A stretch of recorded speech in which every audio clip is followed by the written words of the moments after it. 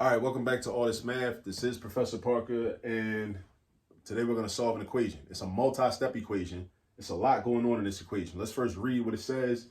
We got 3 times the quantity of, when we have an expression inside parentheses, we call that a quantity. The quantity of w minus 2 plus 5 equals 2 times the quantity of 3w minus 5. Now I want to solve for what? I'm going to solve for w. We solve for the letter, right? Unless there's multiple letters in the problem, then we'd have to specifically identify, or the textbook or your teacher, professor, whoever would have to specifically identify what you're supposed to solve for. So in this case, we're solving for w, right? So we're going to solve for w.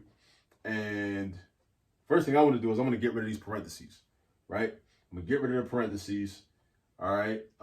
Make the problem look more, make the equation look more uniform. So I do that by using the distributive property, So I'm going to distribute this 3 to everything inside these parentheses. Then I'm going to distribute this 2 to everything inside these parentheses. That's called the distributive property. Now I do it by multiplying. So it's going to look like this. 3w minus 6 plus 5 is equal to 6w minus 10. Now, before I just move on without explaining what I did, like a lot of teachers and professors might do, that's not my style. I want people to understand what I did, right? This 3w came from doing 3 times w. This negative 6 came from doing 3 times negative 2, right? That's where they came from. Always make sure you understand where everything comes from as you watch somebody work out a problem. All right, so if you're sitting in a classroom and somebody does something on the board and you don't understand where it came from, or where that number came from, where that variable came from, or why that variable is gone, why that number is gone, where the plus sign go, raise your hand and ask that question. That is what you are paying for. Even if you go to public school, somebody's paying taxes so you could be there. Somebody's paying for that. All right? Don't think just because you ain't in no fancy private school that somebody's not paying for your education. Your education is being paid for. So raise your hand and ask that question. All right? Now, over here, where did 6w come from? 2 times 3w. That's 6w. Where did the negative 10 come from? Or the minus 10 come from? 2 times negative 5. That's where that came from. Make sure you know where everything came from. Where did this 5 come from? Oh, it was right here. I just brought it down. Ain't nothing changed. All right. Now, watch this. Next step. What happened to the negative 6 and the 5? Oh, I added them together. That's where the negative 1 came from. So again, make sure you know where everything comes from. I just combined like terms. Negative 6 plus 5, those are both numbers. So I combined them. Negative 6 plus 5 gives me negative 1. All right. So you notice how as we're working through this problem, there's a lot of opportunities to make mistakes. You make one mistake, you're going to be wrong. Right. So you got to be careful. You got to work step by step. You got to be tedious. You got to pay attention to the details. All right. So you don't make mistakes and you don't get a wrong answer. All right. So now there's a lot of things I could do now. Right. A lot of things I could do. I got a lot of options. All right. That's why I like math, because I like having options. All right. So I got 3w minus 1 is equal to 6w minus 10. So what I'm going to do is I got w's in too many places. All right. So I want to kind of combine my w's. So one way to do that is subtract the 6w on the right, subtract 6w on the left. That's gone. That becomes 0. 0w, which is just 0.